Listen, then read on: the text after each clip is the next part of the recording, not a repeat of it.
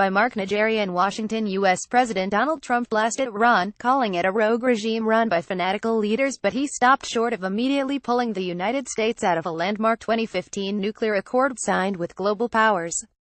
Trump, giving a long-awaited Iran policy speech on October 13, also announced tough sanctions on Iran's hardline Islamic Revolutionary Guards Corps (IRGC) for what he called its support for war and terror abroad, something many observers had speculated on and which Tehran warned would bring a proportionate response from its side. The president did not designate the IRGC a foreign terrorist organization, however.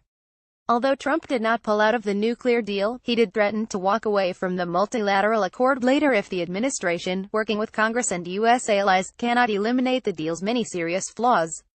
Under U.S. law, the president is required every 90 days to certify whether Iran is complying with the terms of the nuclear deal. Trump said that, based on the factual record, I am announcing today that we cannot and will not make this certification. We will not continue down a path whose predictable conclusion is more violence, more terror, and a very real threat of Iran's nuclear breakout.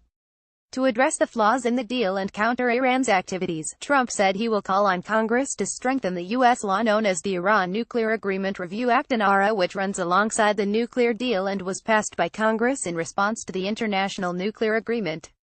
U.S. officials said Trump would ask lawmakers to set firm trigger points related to Iran's nuclear and ballistic missile programs, the crossing of which would immediately and automatically reimpose sanctions against Iran. Congress will have 60 days to consider any amendments to the IRA.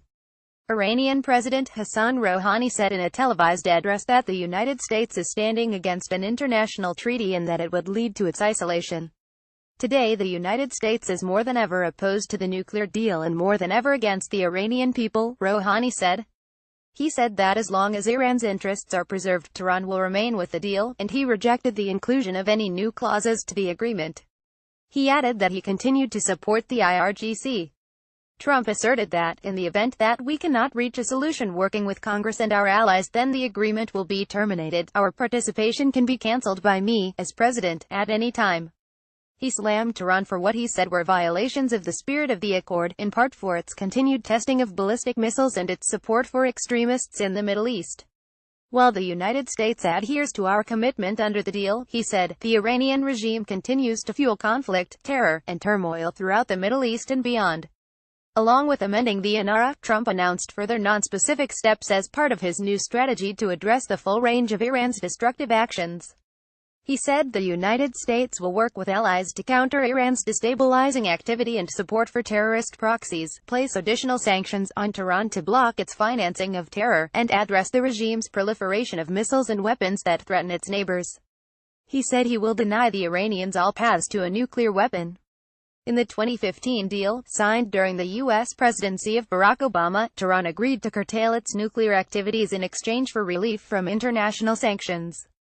Other signatories to the accord are Russia, China, Britain, France, and Germany. U.S. officials said sanctions reimposed under an IRA would not necessarily remove the United States from the multilateral nuclear accord. Trump cited as a major flaw the so-called sunset clauses in the nuclear accord that set expiration dates for some restrictions against Iran in the nuclear deal. He said he would work to eliminate the clauses from the accord. In just a few years, as key restrictions disappear, Iran can sprint toward a rapid nuclear weapons breakout, Trump said. We got weak inspections in exchange for no more than a purely short-term and temporary delay in Iran's path to nuclear weapons. Mark Najarian, a former senior U.S. Defense Department official involved in policy, strategy, and planning for Middle East affairs under both Democratic and Republican administrations, said Trump's actions represented a lot of bluster with not a lot of change. It seems as though we went through this giant hullabaloo, where the president was threatening to tear up this deal, per his political promises throughout the election and afterward, she told RFERL. And instead what he's choosing to do is really defer his power to Congress. So the Washington story is this is a diminution of executive power. The Europe story is the European allies have been really put through the ringer for not terribly much, she added. Republican Senator Bob Corker, chairman of the Foreign Relations Committee, said that Trump's proposed changes would not remove the United States from the nuclear accord and that he expects to introduce new IRA amendments within 2 weeks. He added that he expects one of the amendments to change the certification requirement from every 90 days to every 108 days. Democratic Representative Eliot Engel, who voted against the nuclear deal in 2015, said Trump's plan doesn't make sense. Negotiating additional terms to the nuclear deal requires a coalition of international partners, not unilateral congressional action, said the top Democrat on the House Foreign Affairs Committee. Iran must never have a nuclear weapon. To ensure that, we must strictly enforce the nuclear deal, work to lengthen its sunset provisions, and hold Iran's feet to the fire on the regime's other bad behavior, he added. But House Speaker Paul Ryan, a Republican, said the nuclear deal negotiated during the Obama administration was fatally flawed and that he supported Trump's decision to re-examine the accord. Influential Republican Senator John McCain, often a Trump critic, said in a statement that the goals President Trump presented in his speech today are a welcomed long-overdue change. For years, the Iranian regime has literally been getting away with murder. Meanwhile, the United States has lacked a comprehensive strategy to meet the multifaceted threat Iran poses, McCain said. U.S. allies and other countries also weighed in on Trump's statement and his threats to the nuclear accord. European Union Foreign Policy Chief Federica Mogherini called the nuclear deal as a robust agreement that is working, and cannot be terminated by any one leader. The President of the United States has many powers. Not this one, she added. In a joint statement, the leaders of France, Britain, and Germany warned the United States against making decisions that could harm the nuclear deal. We encourage the U.S. administration and Congress to consider the implications to the security of the U.S. and its allies before taking any steps that might undermine the accord, such as reimposing sanctions on Iran lifted under the agreement, it said.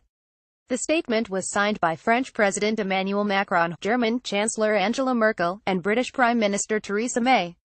Russian Deputy Foreign Minister Sergei Ryabkov said it was extremely troubling that Trump was raising questions that had been settled when an international deal on Iran's nuclear program was signed, Russia's RIA news agency reported. Saudi Arabia, a major Middle East rival of the Iranian government, said it supports Trump's firm strategy and aggressive policy toward Tehran. Israeli Prime Minister Benjamin Netanyahu also praised the U.S. president's decision, calling it a courageous and bold move. With reporting by RFERL's Mike Eckel, AP, and AFP.